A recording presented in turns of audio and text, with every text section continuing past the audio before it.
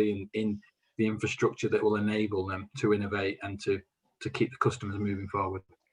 And I think, that point, we'll come to it a bit later around kind of whether businesses, if you're not investing, are going to survive. I think Primark's probably one of the last bastions of, people who are not investing, that sort of thing. But I wanted to just pick up on a couple of points then you talked about, and we've talked about before, is one of the criticisms often of digital and kind of some of the traditional platforms is it's not personalized, it is very homogenized, it can feel very just transactional. And I think what we've definitely seen a trend for is even the more traditional retailers putting investment, whether that's into live streaming or kind of AR functions. And to come back to you, Rich, obviously one of the things, and you talked about the reason you set up My Street is around that sort of the lack of personalization that was often there through a kind of online platform or through a chat bot or whatever that might be. So do we think that a big trend then for digital next year will be more personalization? Well, obviously I hope so. I was going to say for you, yes. I think it's really interesting as we've gone. One of the big criticisms I always had, looking when we were, is that you were either an online shopper or an offline shopper, and well, we all did both. And I think that was one of the big things that we looked at when we were talking around personalisation. When I shop, I go to the high street.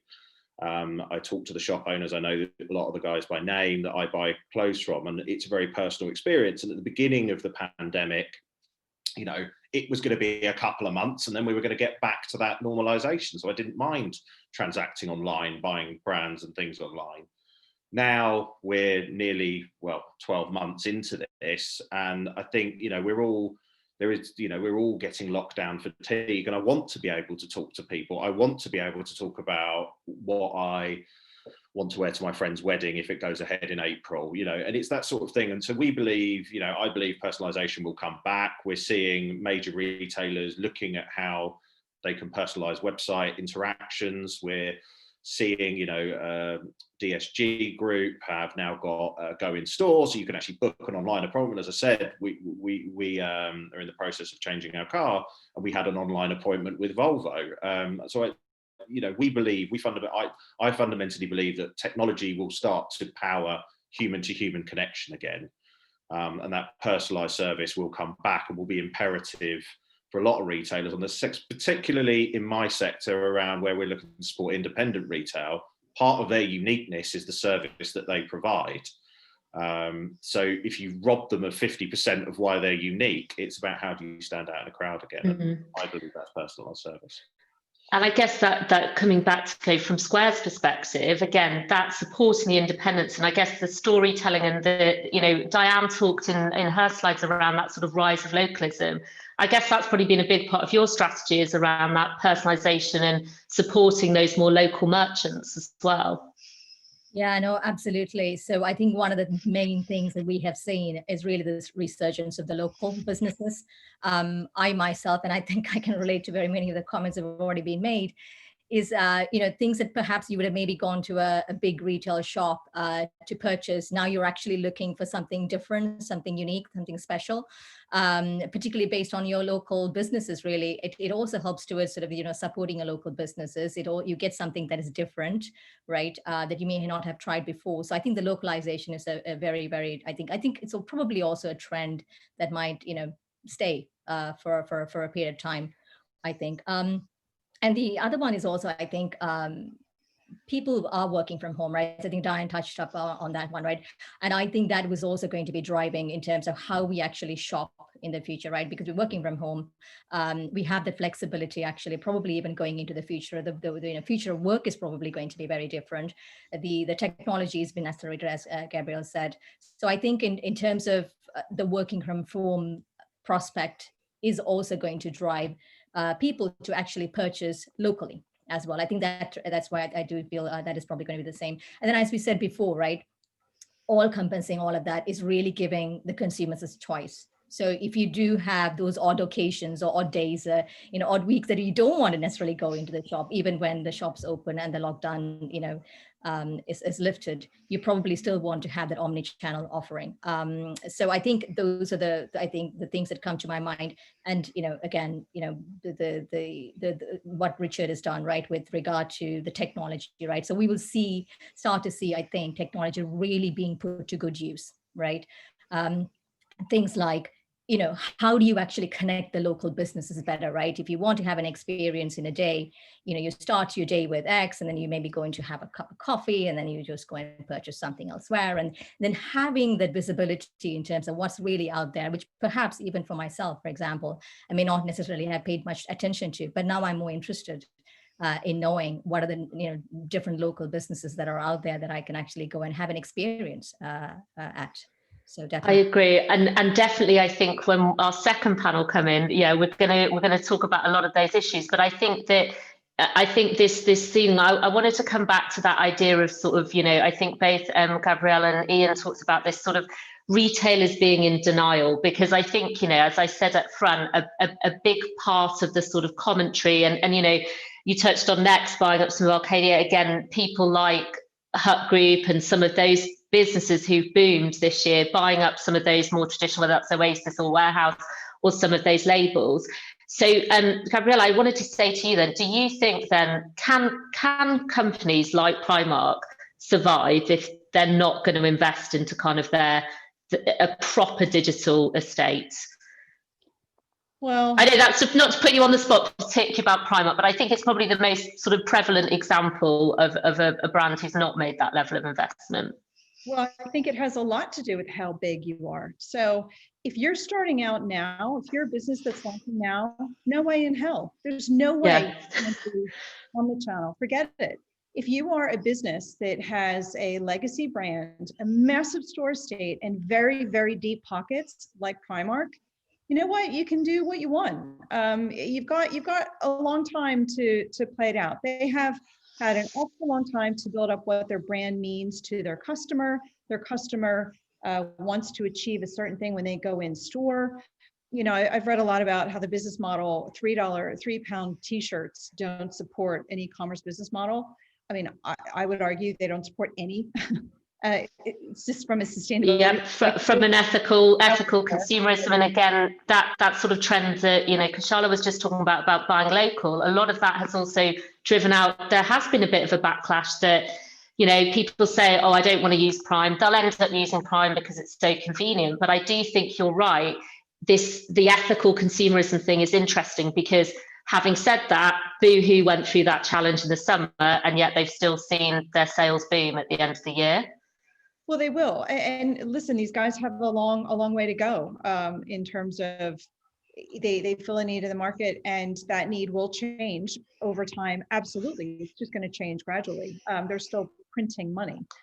But the idea, I think that where Primark is missing a trick is the idea of using omnichannel from a service level. So it's either putting a curated, higher average ticket price product online, offering a bundled service so that the economics work, offering a click and collect service. There are lots of ways to use digital that don't mean one particular kind of P&L against what that model needs to be. And they're choosing not to do it. They've run these numbers. They know what this looks like. They're making a decision that they don't want to go there. And for whatever reason, I don't know. It's there, and they'll be just fine. Like, these are not stupid people. But I would say any brand starting out now, or any brand that doesn't have the critical mass, that kind of size and that kind of brand legacy, you've got to consider every way to reach the customer, whether it's digital. Let's go back to contact centers and telephone outreach. I want to make a quick point, if I can, about the point you just raised about personalization. It all comes, I can't tell you the last personalized interaction I had in store. Right? Because people are hired and they're not trained. They don't know what I expect them to know. They leave me with more questions than answers. Certainly this is not across the board, but it is a misnomer to think that simply because there's a human there, they can help you. It's about investing, and I think Richard is absolutely right. Technology is really about making a human-to-human connection and interaction work wherever you are, but the money needs to be spent in training and making these people proper specialists. And that is the USP. It's also not the most scalable thing in the world, and it's not the cheapest thing in the world, but that's where I think you're going to see a redeployment of resources to really drive home what that brand USP is.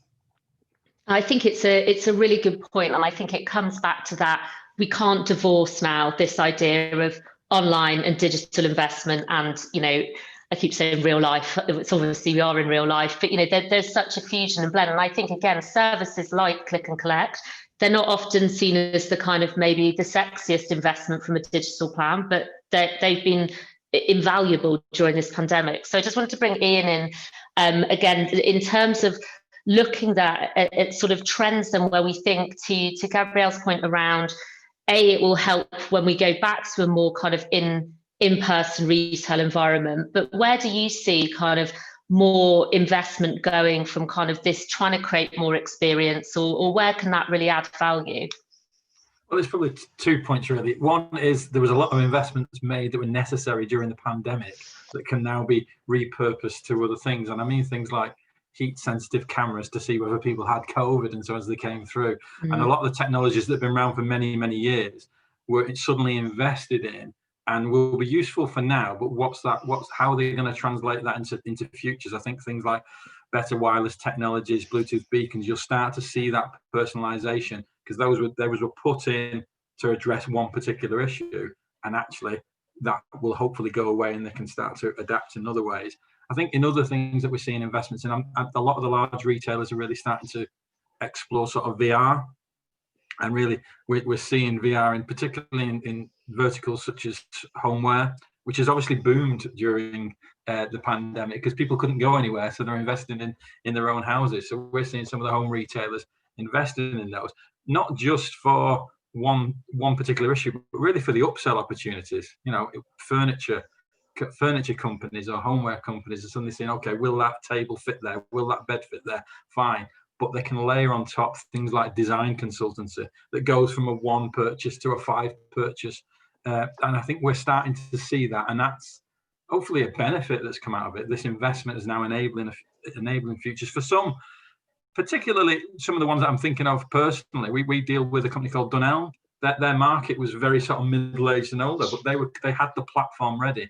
And their innovative sort of approach now, because their customers are more used to digital, they've been forced to use digital, they're now leaping forward with it. And you're starting to see that those investments pay off. And I think they will pay off post-pandemic too. And I think that's a really important point. This isn't technology for technology's sake. You're making a really good point there about it's an upsell model as well. So it's actually going to, increase the bottom line at the end of the day. And I think we are going to see that mix of there's going to be some need to create more experience and kind of reasons to entice people, but ultimately investments will need to kind of drive the profit line as well. Everyone seems to be being very quiet on questions, so I don't know if it's because everyone's desperate to go and have a quick 5-minute break, but just as we wrap up, if anyone's got any questions for this panel, please pop them in the chat box. So just to end then, I really want to just come to you all for kind of a final view on, Ian has just talked about VR potentially as kind of a key technology trend that we'll see potentially certain sectors invest in. Is there anything that anyone thinks, I think there's going to be more of that? Or do we just see more of the same in terms of actually technologies that have proven to be really valuable? And I think, again, just to round off what Ian said around safety of customers when they go back in store, obviously technology being really fundamental there. So Rich, obviously for you, personalization, you've talked about, is there anything else, quick minute on any other trends you sort of see for 2021? Yeah, I think, as I said, I think our view is very much technology will power personalization. And I agree with what Ian said. We're going to see augmented reality and virtual reality take a foothold in that space because, again, that personal service whilst using technologies like that, I think is going to be key. And the tech allowing people to talk, I think that's our view of the world. I think in other areas, I think just from the other side of, what we do is the idea of making things like artificial intelligence and computer vision technology much more accessible, and rather than it being the preserves of large e-commerce vendors, I think we are moving towards a movement of lots of cool startups that I see where we're trying to make those levels of technology available for the local high street rather than it just being the preserve of large e-commerce vendors. Yeah, and I guess TikTok has done a great job in kind of serving up people lots of personalised targeted content during lockdown. So Sarah Miguel is agreeing on the augmented reality boom, and Danny, I see, has asked about which are the biggest new trends. So hopefully I read his mind there, and I'm coming on that as the final question. So back to you, Kushala, for your kind of final thoughts on trends for the year ahead. Yeah, I think, again, I agree with everything that's been said in terms of, really personalization, I think is going to be important. And probably about a year and a half, 2 years ago, I myself certainly, didn't probably realize some of these things would come into fruition as quickly as they have done. I think so. So there's definitely been an acceleration of some of these trends. Having said that, I think two things. I think Kathy touched on this whole security aspect. I think that's going to be super paramount. One of the things I think is as we just really ramp up on these technologies, I think is also going to be important. People are going to start to be concerned with and be more probably acutely aware of, what it actually means for them, right? From their own individual privacy and security perspective. So I think that's going to be a very critical one for us to focus on, like the data that is being collected as well. I think that's going to be another one data layer. There is an opportunity from the perspective of what we can do with the data if we collaborate as an ecosystem, but equally, we need to just be cognizant of the fact that it's being used in the right way. Yeah, so and I think data obviously provides a huge amount of opportunity to personalize and create those offers. I mean, probably Tesco Club Card being the most famous example on a mass level of doing that. But equally, yes, on the flip side, I think consumers becoming more concerned about where that's going and what's happening. Gabrielle, to kind of last point from you in terms of predictions for year ahead in terms of the transformation programs. I think you're going to see a relentless focus on the customer. And yes, people have said it all along, but what COVID has shown, and when most people's main distribution channel has been shut off, and also for consumer goods companies that don't have a direct relationship with their customer, the idea that you've got to wrap your hands around your customers more than you ever have before. You've got to figure out who they are, talk to them in a proper way, and really encourage them to stay loyal. And I think a lot of companies who've given this lip service for a long time were completely caught out.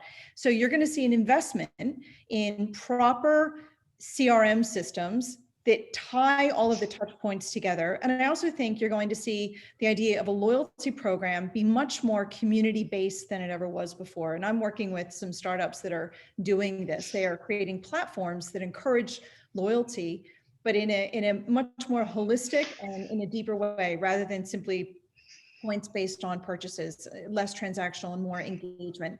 And getting everybody in the business around that, so that they have that conversation with their customer. If any other channels get cut off in the meantime, they still have that one-to-one relationship and can leverage it in the channels that are open. And that's where I think you'll see a lot of transformation. It's where I think it needs to be spent. It's interesting as well, because it's sort of back to basics of building a successful business and start with your customer rather than an introspective view. And it is, I think, often these things of, the crisis like we've been through can draw that up. Final word to Ian, and then we will wrap up this panel. Yeah, really, really simple. I think I completely agree with Gabrielle. I think the investments we're going to see are around investments in agility, because no one knows what's coming next. I think that the people that have survived and thrived have been the agile ones. So whether that's systems, that's networks, that's processes, it doesn't really matter what it is. They're going to invest in agility to be ready for whatever happens next. And we've seen those people thrive. And I think that's where we're going to see the majority of investment for the rest of the year. Fantastic. Well, listen, we could talk probably for a full hour, but I did promise everyone there would be a 5-minute break. It might be a 3-minute break now. So I just wanted to say a huge thank you to you all for taking the time. Really interesting views. And I think, flexibility and sort of looking at every touch point that your customer is engaging with your business and brand on, and personalization will seem to be the key trends that we'll continue to see. I wanted to just say before we have a quick break and before we come back to our second panel, we will be looking more, as I said, what do we see for towns and city centres? We wanted to just play a short video from our second sponsor, Manchester Metropolitan University. So thank you all again, and hopefully everyone can stick around for the second panel and then the conversation with Co-op. Thank you.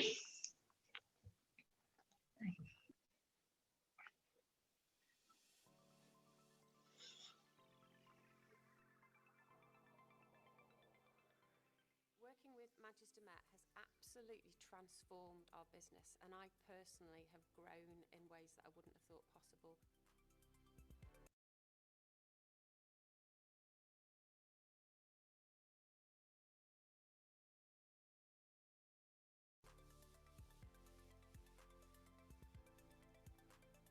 The learning opportunities that we've had have been incredible. We've met so many inspirational business coaches and leaders that really sharpened our vision and our plans and our energy for the future and how exactly it is that we're going to drive the business forward.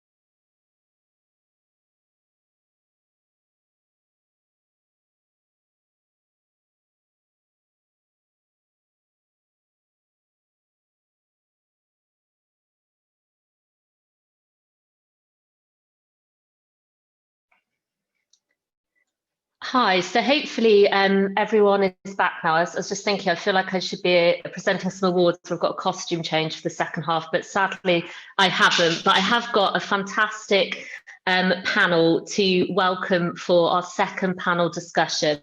So hopefully if they are all on and they can put their cameras on, so I can see Amna, Danny, Vaughan and Julian all here. So I'll introduce you all in due course. Just to remind everybody, please don't be shy. If you've got questions, please do put them in the chat box, because having, well, I've done a panel with two of these panelists before, and they've definitely got a lot of opinions, but I would love to get any more questions from the audience as well. So as we've talked about, obviously the first panel was very focused on transformative tech. But it's clear that the relationship between technology and innovation, and again, some of the digital transformation programs we're looking at, will have real impact when, you know, we do hopefully, fingers crossed, in the not so near distant future, see the reopening again of high streets in our towns and city centres. I think we probably were all surprised to be back here in a national lockdown. You know, when we started planning this event at the end of last summer, I definitely didn't think that this is where we'd be. And I think, you know, again, when we look at kind of the role of the high street and the communities of towns and city centres, I think, like, you know, Diane's statistics shows, you know, this has been a trend happening for a while. So to kind of lean again on this phrase around acceleration, you know, it has been heightened by obviously the crippling restrictions we've seen on trading, but a lot of the trends we've seen around kind of the, you know, the fall in some of those bigger names and the traditional setup of our towns and city centres was something that was happening before. Just to pull on a couple of stats that I've seen recently, the Centre for Retail Research is a little bit gloomy about 2021, saying that sales will probably still remain below 2019, but we should be seeing a kind of recovery come 2022. And I think, as Diane's research showed as well, this very much kind of pre-vaccine and then post-vaccine world. And I think the other thing that obviously is interesting and really want to dig into with this panel is this idea of whether the towns will be recovering quicker because of just fundamental changes to the way that we are all working and living. So I'm delighted again to welcome a really fantastic panel. So we have Vaughan Allen, CEO of Cityco, so definitely going to be focused on the city centre with Vaughan. Amna Khan, who's a senior lecturer in consumer behaviour and retailing at the Manchester Metropolitan University Business School. So again, as part of our sponsors, so fantastic to have you here, Amna. Danny Simpson, CEO of Mid Communications, so has a vast number of O2 stores across the region. So will be very interesting to hear from Danny's perspective. And then Julian King, who is the National Head of Retail at Rider Lev at Bucknell. So again, fascinating to hear about kind of what investment is looking at around the kind of different makeups of what towns and city centres might look like. So I'm going to kick off kind of similarly to how we started the last panel, just to come to each of you to say, you know, it has obviously huge challenges for towns and city centres to recover, but what is your kind of outlook looking like? Is there this sense of, Diane talked about cautious optimism, is there a feeling of that with the vaccine rolling out? So I'm going to pick on you, Vaughan, first and come to you, because obviously your role and operating in the city centre, you've probably felt it hit hardest out of anyone. Yeah, I think it's probably fair to say that after sort of a decade where people have been talking about the death of the high street, and we've been sitting in the city centre going, not really seeing that. We've sort of suffered for that, and you know there are Greek myths that could say that, you know, pride came before a fall on those conversations, I think. So yeah, we took a huge hit. On the other hand, so our footfall is way down on what a local centre would be. It's certainly way down on what out of town shopping centres would be. On the other hand, Manchester city centre, a couple of the other big city centres, if you're a retailer who wants to look at a new format, if you're a retailer, a leisure provider, a hospitality provider that wants to look at a new format, Manchester city centre is going to be somewhere that you want to be. And that means that, I mean, the question that we've had here is whether it's renaissance or evolution. Is we've seen an evolution over the last 3-4 years of what the offer is. COVID has sped that up, but because it was sort of already happening, I think a lot of the solutions are already in place. So we've seen a huge move in the city centre from stores that are directly selling to experiential stores, stores where you are deliberately being not quite prevented, but you're being heavily hinted that they don't want you to actually walk away with product. It will be delivered to you later, or a service support store. We already had plans. The Hut Group got mentioned earlier. The Hut Group were already going to be launching a huge experiential space at the top of King Street. We were already looking at how can we move maybe the opening hours of some of our retail to match massively expanding hospitality. So wouldn't it be great if you've got a street that's got more and more restaurants on it, that actually we were following the sort of Soho New York, Soho London model, and stores didn't open until 1 in the afternoon and were open until 10 or 11 at night. We were already exploring all of those things. So I think, you know, we're in a position where fundamentally on retail, we are pretty hopeful about where things will be, though there have been a number of brands that have closed, a number of brands that have changed. You've got a number now of big players. I mean, Next, if they do take over Arcadia, will be an absolutely huge player and a pretty sound in terms of what they're doing. So, you know, I think we're cautiously optimistic around that. In terms of 2021, once we get through to the vaccine, once we get through to the other side, the other thing that city centres have is they have events.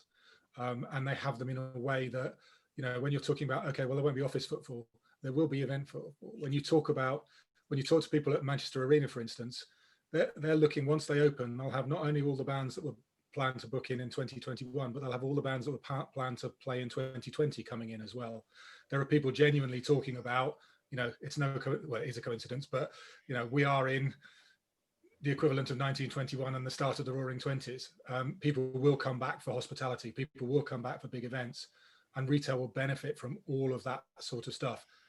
It has been interesting that actually, because people haven't been spending on holidays and things like that, there's been quite a lot of discretionary spend at the high end. So you talk to jewelry chains or whatever, we've got some very high end jewelers in Manchester. They were well up year on year before Christmas. You know, so stores that were already very service orientated, appointment orientated, single spend discretionary, high spend discretionary, doing very, very well. I think the footfall will come back very, very quickly. I'm not going to say there won't be a bump in the road later in the year again, but I think the fundamentals were already changing enough. And where we've seen places go down, there were those places that were debt ridden, that were PE investors, that actually had quite a lot of out-of-date systems as well. Yeah, probably would have gone down sooner or later. So actually reflecting some of the, you know, the trends that the first panel talks about around, you know, not having that sort of full service investment and kind of looking at things is interesting as well, because I think that sort of I guess a word as well that we haven't touched on yet, but is this interdependency of so many of these factors, whether that be, you know, retail and hospitality and events and experience, but also the working from home, all has sort of ripple effect. So I guess, Anna, I wanted to come to you next to say, you know, do you share the views of Vaughan in terms of that it's probably more on the evolution was already happening. So we've just seen again an acceleration of these trends in the towns and city centres. I think that what we've witnessed is the evolution of the way that we have engaged with our town centres on a local sort of space. One of the things that's distinguishable about the two, city centre and town, is the differences in what they offer to the consumer. So if you look at it from a consumer perspective, there's two different offerings because of the nature of the space and what consumers expect from the space. So research by the High Street Task Force has indicated that city centre footfall fell by 75% between the 1st of March and the 30th of June, and that's supported by Springboard. But in a knock-on of, you know, in a comparison of fate, as Dan alluded to, the town centres had a decrease of 34.5%. But if you look at it from a consumer's perspective, we have changed the way we shop, live and work as a result of COVID. It's been a massive disruptor in so many ways. But two things are fundamental that are going to change as a result of COVID. Number one is that as this duration of 12 months that we've spent locked in our homes, we have connected and re-engaged with our local community a lot more, and our local town centres a lot more. Searches for support your local business have gone up 2,000 times a year globally, and that's a figure supported by Retail Weekly. And what we can see by that is that consumers want to invest in their spaces. They want to invest in their local communities. And town centres have been revived and revisited. And they're becoming more vibrant because of that footfall that they're getting, but also the engagement, because footfall is one thing and it's incredibly important. But the other thing that's important is engagement and social emotional connections with the consumer. When a space starts to mean something and consumers take ownership of that space and place, it's something different. City centres, yes, they have suffered a lot, but as Vaughan has alluded to, there are so many different things that city centres will mean more than just retail spaces, and that will make city centres vibrant in itself.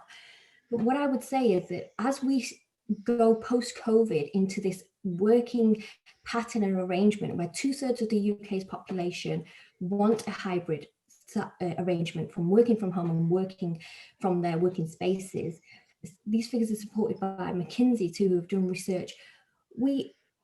We're going to know that as you spend more time in a space, you will invest more in that space. So I think that town centres are really going to come off a lot better than they would have done if they didn't have COVID. I think COVID was a godsend for town centres and city centres. It made people in local areas, and we've invested more in them.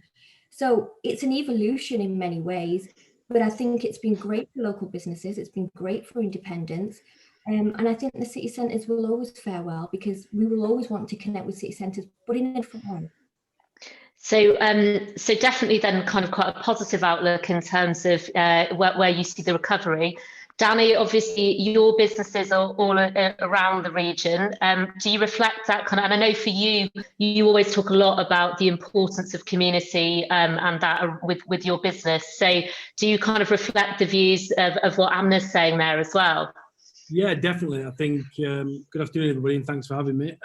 Yeah, definitely. I think it's been very welcome. I think when we talk to O2 Direct, the town centres, so the market streets, the Trafford centres, the bull rings, they've been really decimated and been really quiet.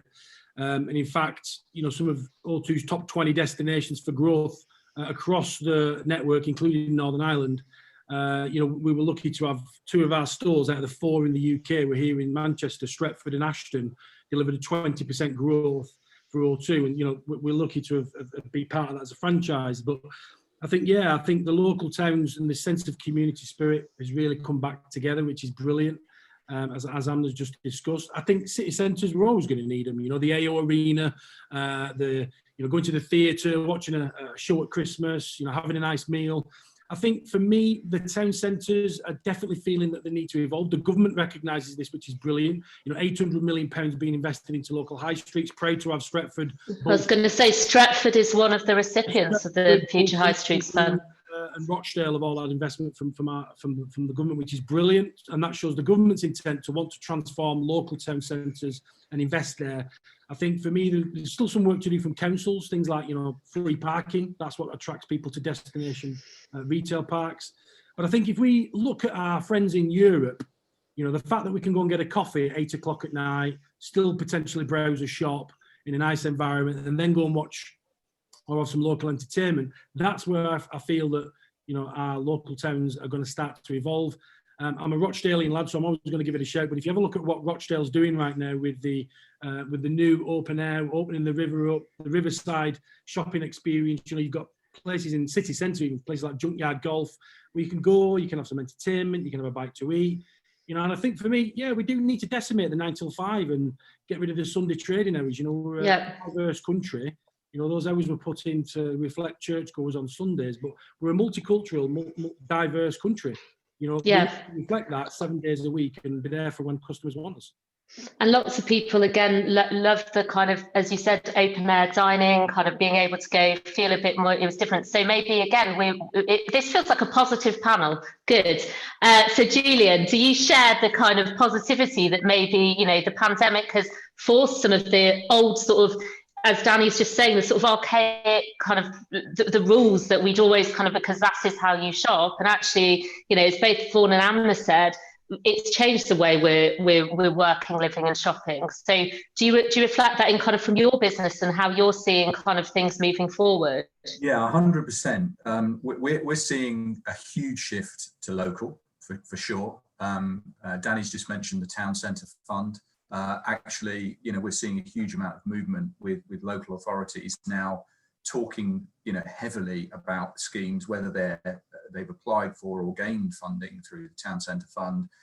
Everyone is interested in what they do.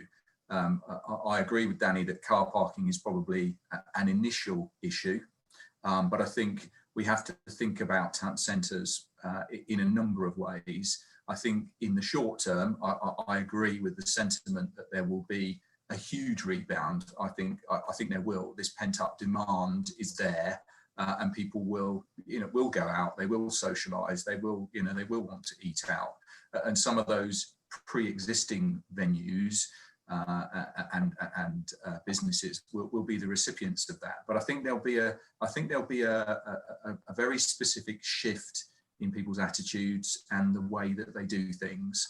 And moving forward, the formula for each town and city district is very different from one another, and I think we have to recognise that. Some town centres are very, very fortunate. Danny just mentioned Rochdale. Rochdale's got some superb buildings that are open to be repurposed. They have great architecture. Lots of towns don't have that. So you do have a very, very differing formula wherever you look. And the one thing that I see, certainly in our business, that we're seeing is a huge, and I believe it's a pent-up demand. We're seeing the early seeds of public-private partnerships becoming really prevalent in this thinking about what it means to be the town centre in 2025, 2030. The reality is it's a 10, 20-year journey. And there are a few issues around that we see, that I see. And one of those is this constant need for re-election of the local councillors.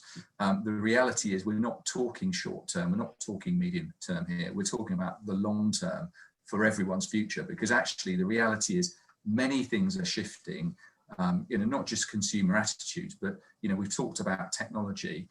One of those other elements that's shifting dramatically, and I think it's probably not in everybody's sort of line of sight at the moment, but the reality is that autonomous vehicles, electric vehicles, they are going to literally change the shape of the future of our towns and city centres. Yeah. What happens, for instance, for all that car parking needed in the short term, completely agree, but we need to be flexible in our approach to how we design and master plan those city centres and town centres, so that space can be flexed as we grow into these new technologies. And I think hugely optimistic, yeah. And actually, I just wanted to jump on. Maria Mullane has handily kind of taken me, segued nicely into what my sort of next question was going to be. She's talking in her comment here around, affordable housing and kind of that reimagination of, our towns and city centres not just being about destinations we're going into. And I think there's been a lot of talk around this about, is this an opportunity to kind of just really reimagine that we can be back in a situation where people can live in where they're shopping and kind of, and Diane, I think, pulled up, London's obviously been a huge victim to that, because that's just not what happens in London. But is this, to I guess, to jump on Julian's point as well, is one of the barriers to this, because there is always quite a short-termism and there is change in kind of, the authorities or governing bodies. So how much of this sounds great in theory, and yes, it's an opportunity to reimagine, but in reality, how confident do we feel about that happening? So Vaughan, I don't know, for instance, whether there's already conversations about what the blend moving forward of retail v hospitality v residential within the city centres might look like. I think city centres on the whole tend to be less curated than maybe town centres do, and certainly as we move forward with some of the high street, and part of that is because of the nature of them. So we have the majority of our building ownership is long-term multi-generational landlords who are heavily invested in Manchester or the north, if it's a Bruntwood, for instance, and big pension funds. They take a very, very long-term view. That can be very different from a town centre, where you'll quite often see a shop and the offices or the flat above it that is owned by that shop owner and has been and is basically their pension. And so you have this very fractured ownership, and so it does cause a lot of problems. You know, what Julian was just saying about, you know, that short-termism, that's not just about councils and councillors. You know, we run business improvement district in the city centre. They're on a 5-year reballot, which means after 3.5 years, you're going back out to ballot again. If you really want to plan for a long-term growth of the city centre, a 3.5-year ballot process is just way too short. Outside of London, we don't have a capacity for landlord business improvement districts. So, you know, actually getting big investment from landlords, and we can see what's happened in Leicester Square and Piccadilly Circus, the redevelopment has been about 75–80% done by the landlords that surround that area. And they've been done through business improvement district vehicles or agreements where there's no sort of freeloading, you know, where one landlord refuses to take part in putting any investment in, but still benefits from the property values because it's all done through a proper structure. And I think actually, if we do want to move forward, it's finding the right balance between, if we want to do public-private partnerships, it's finding the right balance between how we curate things, how we run things, and how we let the market do it. I have a fear, even as a high street expert on the task force, that actually there are a limited number of good ideas and best practice. And I sort of wonder who is out there going, actually, that's great, but over here, Bishop Auckland, which I know quite well, has the Auckland project, has a financier who's poured billions of pounds into it. Very, very different from your classic market town. We need a process for how to come up with new solutions and better solutions, I think. So, I mean, Amna, what's your view on that then as well? Because you were saying, you know, again, and Maria's put it in her point, it is, you know, we've talked a lot about localism, people want to support the community, support independence. So I guess, you know, everyone's talking about those more localised task force and more, I guess, autonomy or authority being handed over to some more groups might be complicated. But again, do we think that is the trend that the customer, and again, talk back to what the first panel was talking about, you know, what is the market actually, what do they want, rather than it's always been done like this? I think that's a really important point. I think there's obviously a distinct difference between city centres and town centres. But when we look at town centres specifically, you need to service your customer, because that's what's going to keep them enriched and keep going. If your product doesn't suit your customer, they're not going to come back. It's basic business fundamentals. And what I would say is every centre is unique. You know, Daniel talked about Rochdale being different from Stretford. I'm a Stretford girl. I know what Stretford's going through right now. We're actually going through a process of consultation with the local community about what do you want here? What do you want your house to be like? And I think that's the fundamentals and the importance of what COVID's done. Actually, this was happening before COVID anyway, but this accelerated interest in your local communities, the COVID disruption has resulted in change, and that change has been positive. But bringing back to this idea of regeneration, I think that there's been questions asked whether your high street should be just about retail, and my answer would be no, because not everybody just wants to go to their high street to shop. Shopping isn't everything for the consumer. There's much more than that. There's leisure, there's hospitality, there's education, there's culture. And Stretford benefits from, similarly to Rochdale, with some beautiful buildings. One of the things that the local community has done is taken back their town hall. And now we've put independence in there. It's a community run project. Friends for local park, which is Victoria Park, we invest in the community here, and we were actually setting a coffee shop up next to a playground. What I'm trying to say is that the centre then becomes the whole area, and it becomes an identity for the people that live there. And if we really want stability and we want to continue to build our town centres, we have to move away from just thinking of them as a series of shops, because consumers don't engage with just a series of shops. It's about creating communities and tribes and people that want engagement, ultimately, in my opinion. Yeah, I think it's a really good point. Julian, I'm conscious you have to dive off shortly. Do you want to just come in there? Because otherwise I'm sure Danny is definitely itching to talk about community and kind of getting people back. It's a massive point. It's a massive point, particularly when you're talking about sort of public funding going into a lot of these developments and improvements in town centres. Actually, what we need to be talking very much about is community and social value. The reality is that, particularly when you are, a local authority applying for government funding, one of the key things they're going to be interested in is the value that you're adding back for every pound that you spend. What are you adding back to that community? What is it going to do to regenerate the economy, the local economy, the regional economy? Those are the key things that people want to know. And we're doing a vast amount of work with our customers, particularly local authorities, but more and more in the private realm, where people want to be able to demonstrate the social value that spending money within their own business and their own development is going to have on the local community.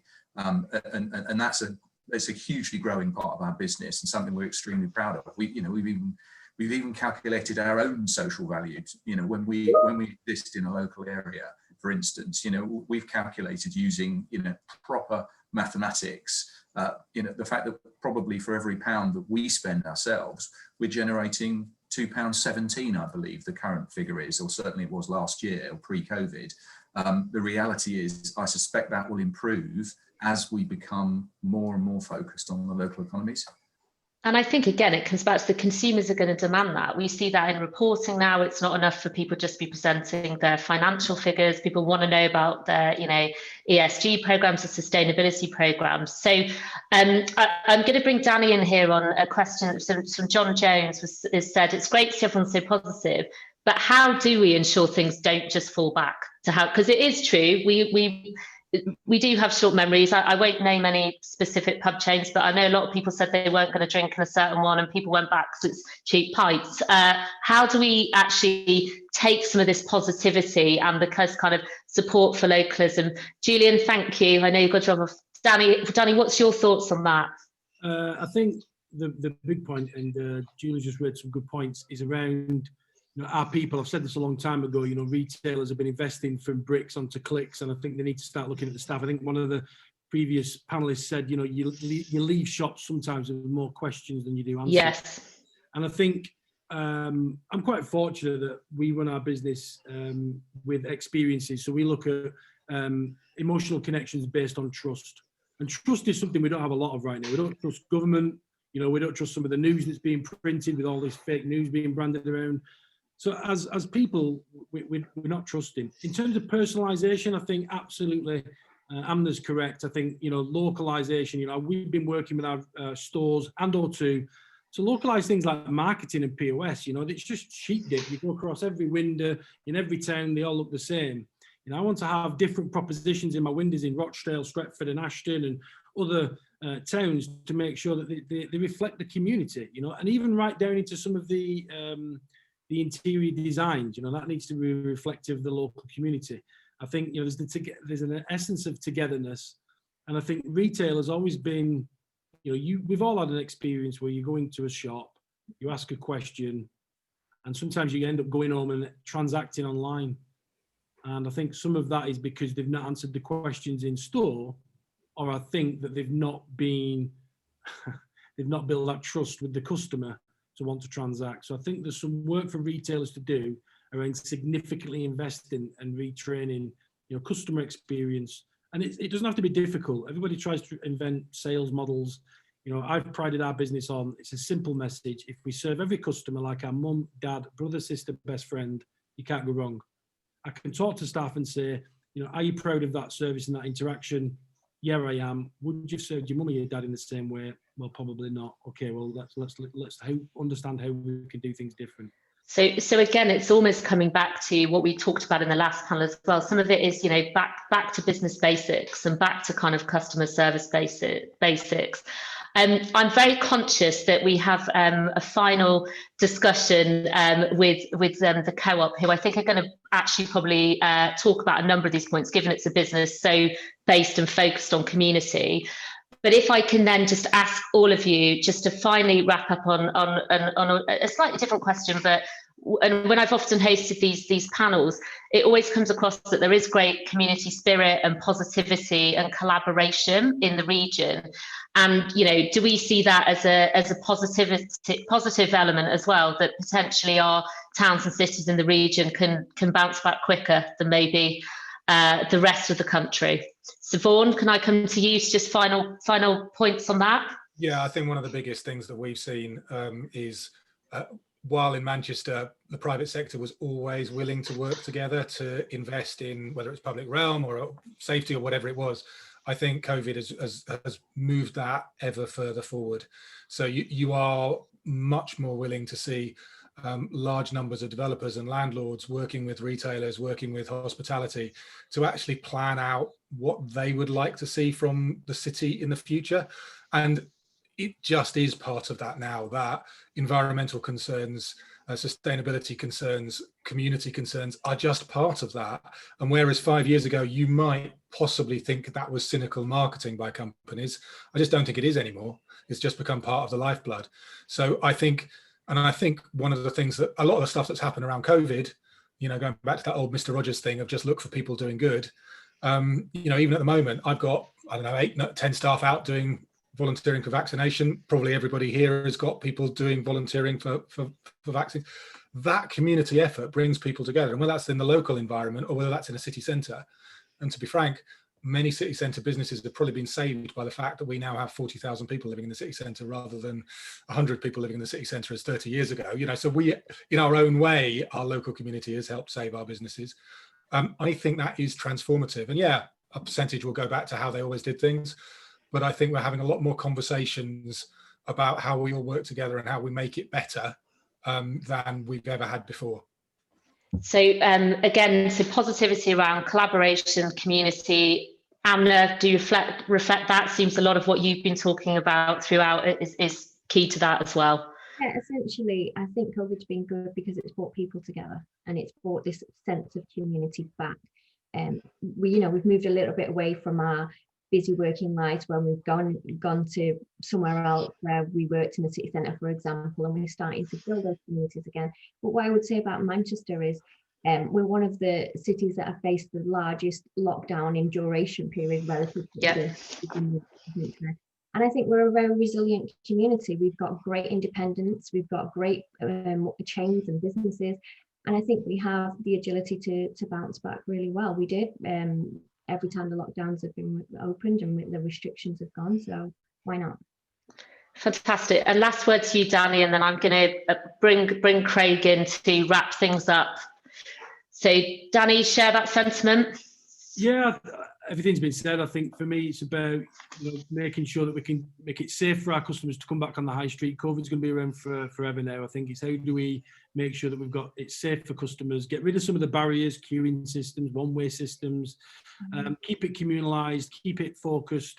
And for me, when you were talking before about omnichannel, how do we bring some of that digital experience into the stores? We talk about trust. For me, I'd love to see a retailer, imagine looking at a product cat and you're kind of seeing what does other people think about that product, but in the store. We make purchasing decisions about that online. So imagine going into Curry's or another high street store or wherever, looking at a product, and there are all the customer reviews you can swipe through rather than just showing boring price.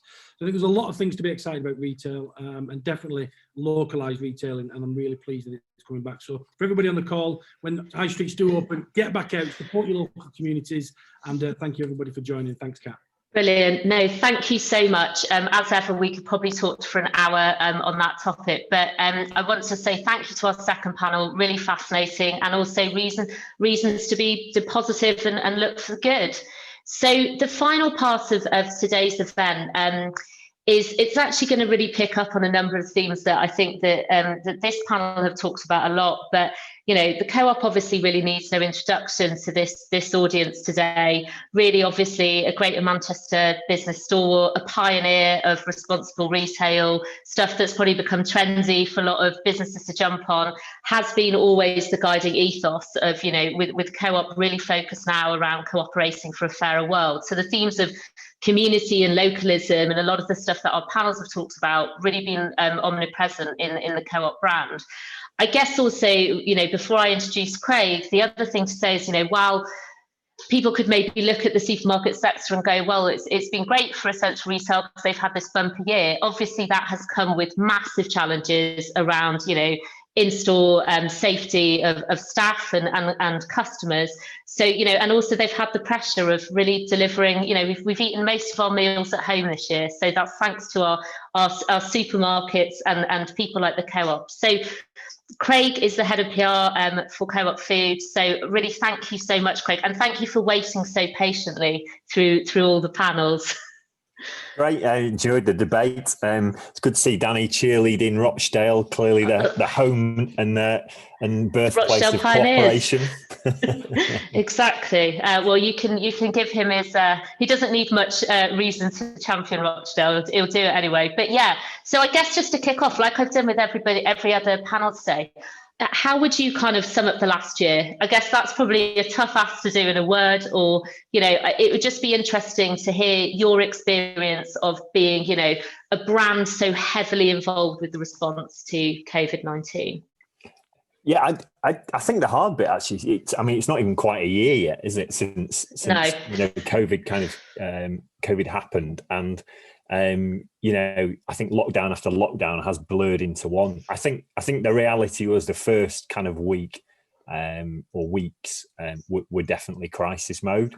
You know, I think you know, people being told to stay at home in the way they were, and I suppose the way people really did observe that, you know, it created a kind of unbelievable environment, and retail was one of the lucky ones. I mean, I think nobody knew at the time that it would be so prolonged from a lockdown perspective. You know, I think we all thought it was just going to be a matter of a few weeks. But, you know, when you look back, I mean, we faced panic buying, you know, who knew the British loved toilet rolls so much? You know, pasta. and pasta. And, you know, I think retailers across the board really kind of rose to the challenges which they faced in that kind of immediate kind of period, and I think soon after as well have responded in an unbelievable manner to kind of real shift to online. You know, I have to give Tesco some amazing credit, I think, for the way they've expanded their online offer so quickly, recruited so many additional people, and really probably, you know, helped make sure that a lot of people who were shielding were able to still get fed. You know, and I think clearly there was a crisis mode. It was about keeping, you know, the shelves stocked. But I think the important bit as well through COVID is really, and this is the element of cooperation, is about supporting communities. You know, I think the co-ops always try to, you know, put the interests of people and communities really before profit.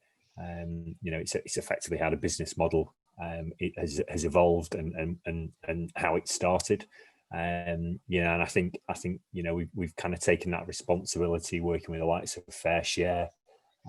You know, we were one of the first actually to kind of fund free school meals for academy students, particularly in Greater Manchester. You know, small things such as stocking the big issue. You know, so, you know, when their sellers, you know, were kind of unable to sell on a high street or had no custom to sell to, you know, we became an outlet to kind of sell their products. And you know, I think the kind of food poverty bit really has been a real key focus for us throughout the year. I guess you were also one of the first brands to work with, I get one of the heroes of the last sort of 12 months, Marcus Rashford. You know, how did that's through the partnership with Fair Share, that I think, was that how the relationship came about in the first instance? So, I mean, Marcus has been, you know, a long-term kind of ambassador for Fair Share. We've worked very closely with them. So part of our kind of food waste program to avoid food waste involves us giving product to Fair Share. And you know, when COVID kicked off, our Easter campaign was planned, you know, ready to go on, locked and loaded to go on TV. But actually, we kind of pulled the whole campaign and replaced it with effectively a donation advert for Fair Share, which Marcus was happy to appear in along with a number of our colleagues. And I think, you know, that was certainly the start of a close relationship between ourselves. You know, we've been very pleased to be one of the first organisations to sign up to his task force, you know, to help kind of tackle, you know, the growing issue really of kind of food insecurity. And, you know, I think it's fair to say he's become the government's unofficial food policy advisor. Yeah, I think between him and Jack Monroe on Twitter, they've sort of been holding the government definitely to account. But I want to just pick up on a couple of things you just mentioned there, then, because I think, as people, and I know a number of people on the event today will be people who've worked in retail for a long time. For all of us who've worked in retail, it tends to be, it's very planned. You're normally, thinking about Christmas in the first half of the year. As you said, you had your Easter campaign locked and loaded. Like, how much, and I think just reflecting back on, some of the points that were raised in the first panel in particular, this need to be flexible and nimble, how much has kind of, the plan changed in essence over the year, and has that been reflected? Again, a lot of what's been talked about today is what the customer's demanding. So have their shopping habits changed, and therefore you've had to change to reflect that as well? Yeah, I mean, there've been major seismic changes. I mean, as we've all kind of talked about at the event, the shift to online has been phenomenal, and online food shopping has more than doubled. And that is a major shift. But the other kind of trends we've seen are, and I think this plays to the whole to again what some of the panelists have talked about, the shift to actually local town centres, so kind of more local shopping has meant that convenience stores have seen a significant rise. We've definitely benefited from that. Actually, the sector which has benefited the most is actually probably the independent sector. So we are also a wholesaler to kind of smaller stores. Those entrepreneurs who service communities up and down the UK have seen a huge growth, because people have found it safer and quicker to dive into a local store, pick up what they need and almost shop day to day in a way that we probably did decades ago. But I think the agility bit is an interesting one, because for Co-op, I mean, a few years ago, we were seen as a laggard when it came to online. Everyone else was moving to the big, online models, which you see Ocado and Tesco and Sainsbury's and others using. And the reality is, it's massively, it's a massive cost drain. We've already talked about, Tesco brought in an extra 30,000 people and hundreds of additional vehicles. That is a major drain. And, at the moment, that cost is offset because clearly people are using the facility. But in general, people tend to say online, and for a big shop tends to add about 10 quid to the cost of the shop, which is basically why most people have to pay for online shopping deliveries, because that's the only way the model kind of makes itself profitable. So, but the agility bit, I think what Co-op's been able to do, I mean, we had and have been kind of working on our own platform. We've also partnered with Deliveroo. And I was going to say, like, apps like that have been interesting as well, because I think people genuinely have been doing, especially people who've been shielding, whatever, those smaller bits, because they're so used to kind of the technology of Deliveroo. So it makes sense. Yeah, I mean, I don't know about you, but I know by first name my Amazon and DPD drivers. Yes, they're called so regularly, and I think it's very true of there's a generation. I mean, I've got two sons, both late teens, early 20s. And they are very used to shopping in a way that I'm not. Just Eat, Deliveroo, and those sorts of services are things they use all the time and are quite happy to. And I think Co-op has quickly shifted into that arena. We had plans in 2020 to kind of roll out our Deliveroo partnership and our own kind of online service, and actually COVID enabled us to kind of speed that whole process up, because one, there was a need to serve communities to make sure they had access to online delivery shops. And two, it also, the model we use helps support our stores as well, because we aren't using kind of big warehouses with food going out from major depots. It is a local store and a local high street, which is fulfilling that offer. And have we seen, you've mentioned obviously the panic buying of loo rolls and pasta. Have we seen, again, we've all been eating at home, so I assume that probably, if reasons to believe, we've all drunk our way through the pandemic as well. So have you seen uplifts in any categories that have reflected kind of the different nature of people not being able to go and, you know, have their usual treat meal out or whatever that might be? Yeah, for definite. I mean, you know, obviously pubs have been, you know, kind of decimated by the lockdowns, and supermarkets across the board have seen, you know, major uplifts in kind of beer and wine sales. But there's definitely, the nation has a taste for nostalgia as well. You know, I think partly, you know, people stocking up their cupboards, but who knew Smash has gained in popularity again. And even Trifle, you know, is another one.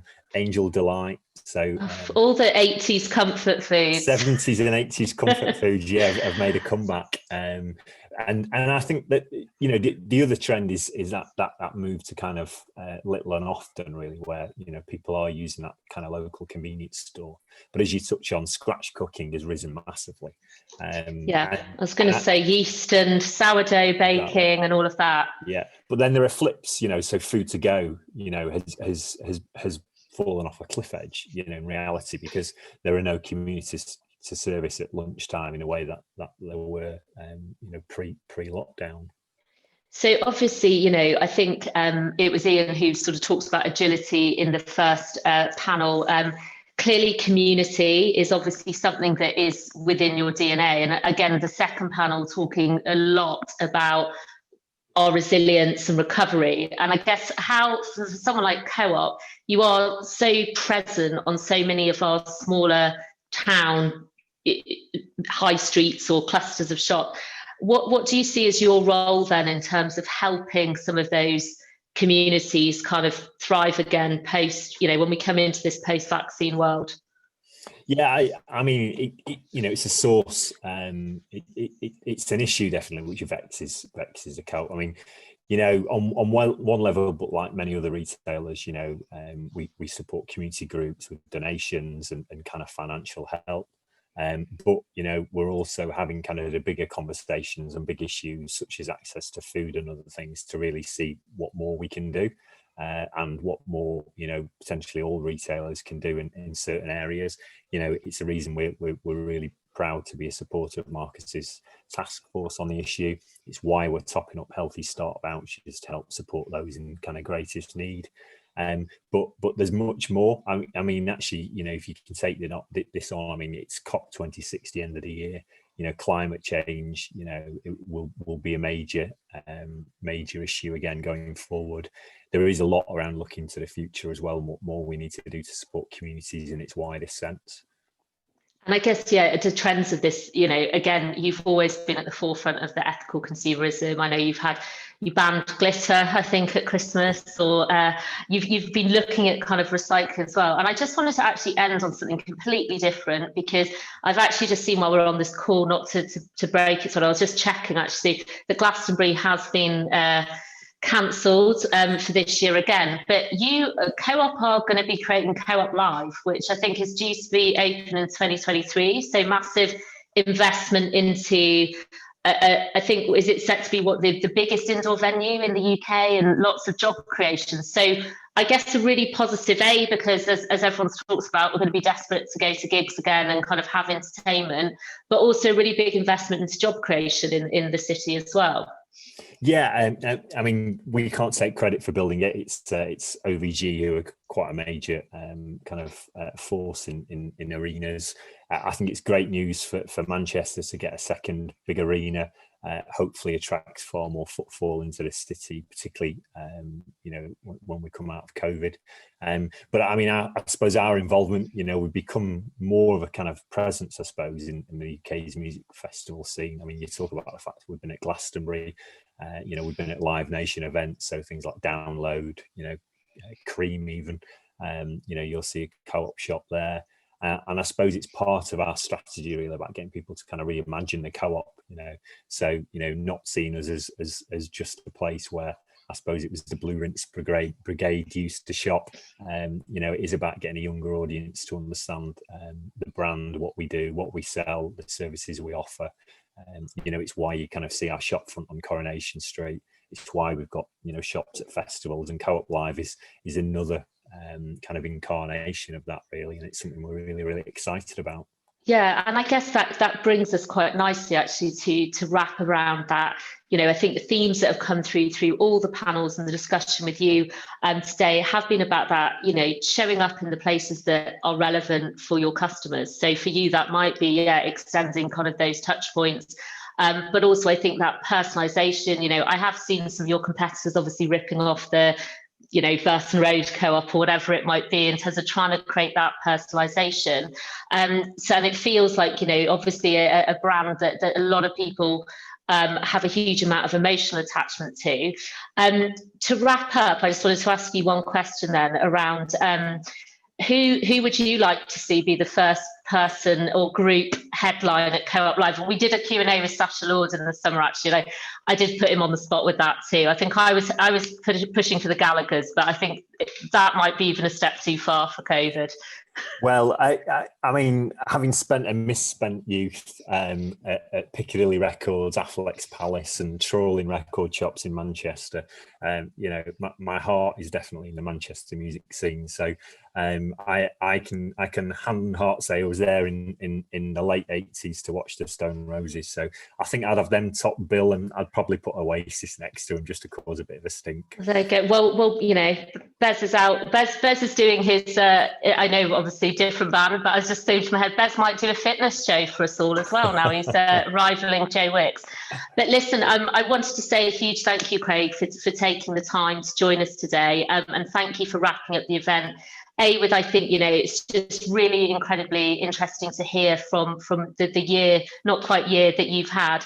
But again, I think just to see that the brand is still continuing to look forward, looking at how you'll connect to new audiences, and hopefully as well really help and be a key player in some of the trends we've touched on the panels around that. How do we re-emerge in a positive way in a post-vaccine world and keep communities and doing good at the heart of retail and business? So thank you so much for joining us. Thank you. Yeah, and thanks to all the panel. I thought it was an excellent debate. So I really enjoyed listening to everyone's insights. Fantastic. Well, all that remains to me then is to say a massive thank you again to all the panelists who've joined us today, and to our sponsors, Virgin Money and Manchester Metropolitan University.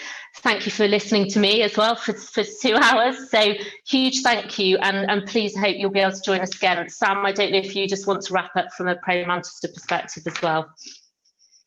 Yeah, thanks, Kat. I think, to be honest, I mean, you said the thank yous. Thank you to all of our panel for the really, really interesting discussion. Thank you to our sponsors, Virgin and Manchester Metropolitan University. But obviously, a huge, huge thank you to your good self, Kat, for hosting so expertly and making sure that we teased out all of those really interesting bits of information and great advice for people going forward. So thank you very much for you and to Grayling for dedicating the time. Thank you to everyone for attending. And again, thank you to sponsors, speakers, panelists, etc.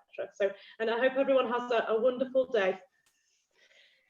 Thanks so much.